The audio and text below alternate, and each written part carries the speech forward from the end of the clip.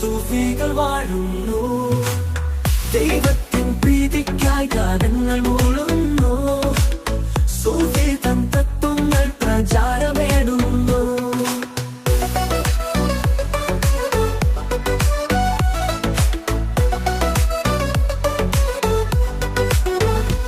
ഏകദൈവത്തിൻ വിശ്വാസം സഹോദര്യവും ദൈവത്തിൽ അർപ്പണവും മനുഷ്യ സ്നേഹവും നമ്മ തൻ വഴിയല്ലോ.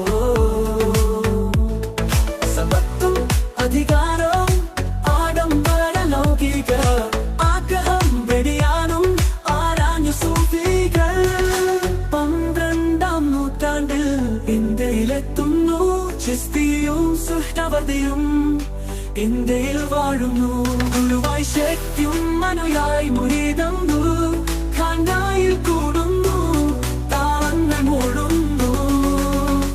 സമയും കവാലിയും താളത്തിൽ പാടുന്നു.